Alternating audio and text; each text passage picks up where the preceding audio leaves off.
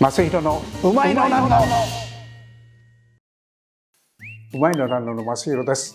特別プログラムの3回目はうなぎの野田岩さんです。野田岩のご主人の金本金次郎さん、1928年のお生まれなので、なんと96歳ですね、満年齢で。次郎さん99歳追いかけるようにして次郎さんと並んで、もう日本の料理界、東京うなぎ屋さんを代表するレジェンドだと思うんですが、今でも元気に毎日お店に出てるそうなので、お話を伺ってまいりました。うまいのなんの、はい、今日は、飯倉にありますうなぎの野田岩本店にやってまいりまして、そこの当主、5代目なんですが、金本金次郎さんにお話を伺おうと思って。ご無沙汰でした。いつも美味しいうなぎをありがとうございます。もうかれこれ40年ぐらい以上になるかなと思います。で、5代目今年おいくつですか？私ですか？96ですよ。1928年の生まれですよね。いつか1928年のワインを一緒にそうでしたね。飲みました。それでずっと覚えてますが。ああ、そうですか。96歳。はい。いまだにお店で焼き場に朝は6時起きで。6時起きで。それからなんかこう子育てし始めて。でいろいろお話伺ってるんですが、今日ちょっと伺いたいのは、40年もの間いただいてて、野田岩さんのうなぎって焦げたところが一つもない。はい。綺麗に。はい。どうしてこんなに美しく焼けるんだろうと思うんですが。はい。その美しく焼ける秘訣というか、そういうのを5代目がモットーにされてる、なぜなんですか？絶対焦がさないと。絶対焦がさない。絶対焦がさない。はい。つまり焦がしたらもう昇進じゃないと思ってますから。焦がさないように焼くためには何か大事なことってあるんですか？そうですね。やっぱり集中ですね。やっぱり品物を1枚2枚でも何枚でも自分がこう頭の中入ってないとダメですね。このうなぎは油が少ない。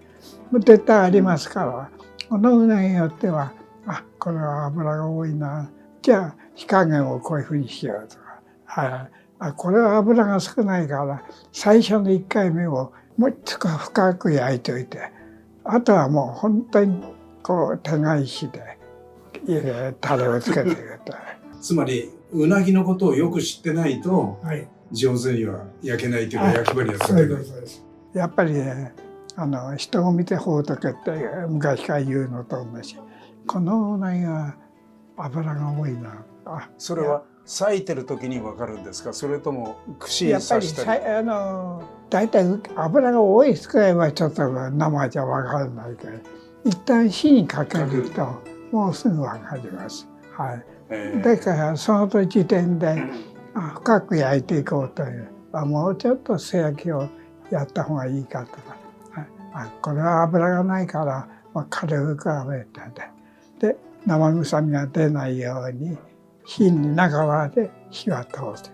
そのための手返しをじゃあもう少し増やしてやろうと。私焼き場で焼いてるところを時々拝見する。こうやっちゃよくご覧になってますよね。でその間にうちわを使うじゃないですか。そのうちわはなぜ使うんですか？直接です。あれだけの炭火で火が強いから。ですから風を送って中和するわけですね。火力とそれからそれがうなぎに当たる時とその時に風を送って和らげていくわけ。和らげる。なんかこう煽り立てるんじゃなくて熱を下げるような。ですね。うちわも使えないうなぎなんてそんなの冗談じゃないよってうなぎ屋じゃないよってよくから言って晴美さんに前よく聞いたんですけど、うちわの音を聞いて、お父さんが焼いてるなとか職人さんだなって分かるって言ってました。そのもういわゆるうちわっていうのは微妙なもんでしたね。周りから見てると同じように仰いでるようだからそう手加減で彼は強く風を送ったり、いやこれをちょっと加減しようとか。ケーキをつけたらパンパーンってこう叩くわけです。じゃあそのうちわの使い方っていうのが美しい焦げないうなぎを焼く秘訣の一つで。おそらくうちわがなかったらあんだけ綺麗には焼けないと思います。それのうちわの仰ぎ方をこっから仰ごうかと言ったら上からこうやって仰ごうと言ったらいやちょっと前からこう軽く仰いでいって。っていうことはうなぎのこともよく分かんなきゃいけないけども、うなぎ職人っていうのは火の扱いについてもよく分かんないといけない。備長炭ですから、だから火力が強い。その火力が強い火でいかにして上手に早く中まで火を通して焼き上げるかってことです。時々っていうか前おっしゃったんですごく印象に残ってるのが1年こう焼いてる時に時々お客さんに出したくないようなもったいないなって自分が食べちゃいたい自分で食べたいあるんですか？あります。もうみんな若い人たちが「おいどうだよちょっと試食するか」って言ったら「はい!」って返事がいいでみんなでちょっとずつでも食べさせますんで食べさせることでうなぎの味を覚えさせていくわけでそれが頻繁にあるかっていうとそんなにしょっちゅうあるんじゃない？時々こっちの気持ちですね気持ちでみんな乗ってね、仕事してくれてんなと思うというか、一つご褒美っていうこともありますんで。いつだったか2階に上がって私がいただいてる時に5代目が上がってきて自分で食べちゃいたいなと思ったやつが今真っ白さんに出したやつこれです言われたことあります。やっぱりね自分がこう手の動きがいいとかやっぱりその時の勘でもってこれはいいなっていう時があるわけですよ。まあ普段同じようにやってるけれども今日は乗ってんなっていう時その時にはこいつはうまそうだなと思って自分で食べたいなと時々そういうのになんかもう40年の間に当たってありがとうはい、もうそういううなぎかば焼きに会えて本当に幸せなんですけども、天然と養殖と野田洋さんでいただくと本当に昔はきっと養殖と天然って差があったと思うんですけども、今本当に食べても分かんないくらいに養殖が良くなる。それでもうなぎをつけるタレをそのタレを入れてやって使って天然を少しよく使っていくと旨味は違います。ですから養殖だけでやっぱり深みはないんです。なんか舌に残るような感じはたださっとしちゃっててだからどうしてもやっぱりそれを自分が毎日舐めているとあれ今日さっぱりしすぎなと思うと天然使ってるの少ないな今日天然使ってこれだけ気をつけてやってると全然タレの味が違うなと正直な話で5代目がこのお店を継ぐようになった頃は割合でいうと養殖と天然とどのぐらい？親父も天然は養殖は使いたくなかった。しょうがないなとだと自分で出てって集めにそれを見てるんで私もうなぎが少なくなればどこへでも出る。昔は自転車ですからね自転車で千住までですよ。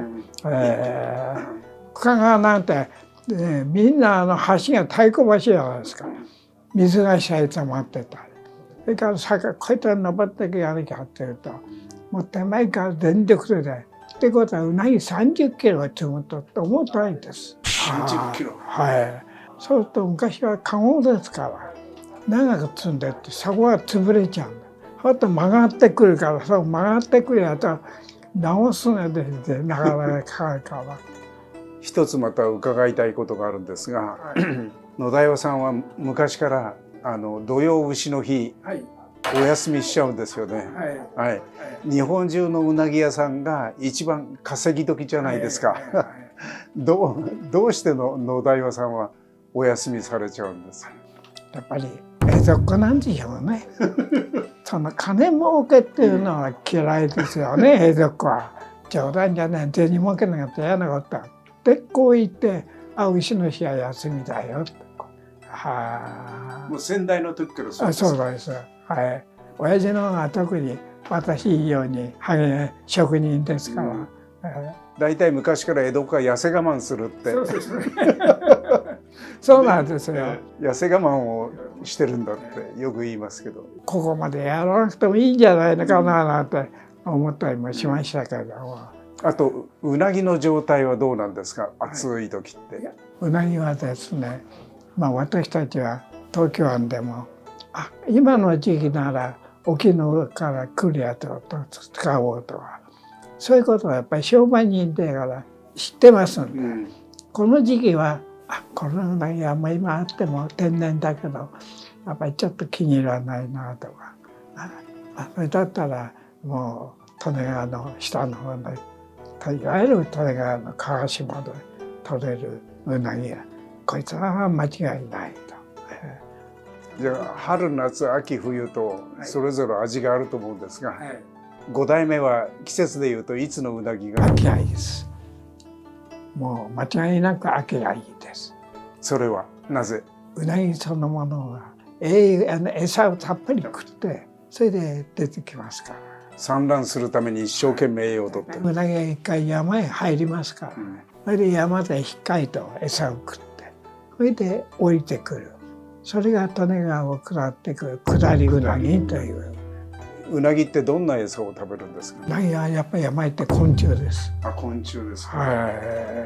だから食べるものは優しいもんじゃなくてそういう昆虫をために上がってきます。川エビなんかも食べる。でそういう餌の豊富なところのうなぎは味がいいです。ですから釣る時にエビじゃないとかからない。そういううなぎだから美味しいわけですね。じゃあまた秋になって本当にうなぎが美味しくなった頃にまた伺ってお話を伺いたいと思います。はい、ありがとうございます。お元気で焼き場続けてでいまだに裸足ですもんね、一年中。前は冬でも半ズボンでしたよね。素晴らしいです。すごい見習わなきゃいけません。はい。まだまだ実を言うと山登りの話とかあるので、また秋に伺いますので、はい、ありがとうございます。うまいのなんの。いや本当にお元気ですよね。土用丑の日は本当に日本中うなぎのかば焼きの匂いでもう占領されちゃうんですが、ぜひその前に天然のうなぎもあるようですのでお出かけになってみてください。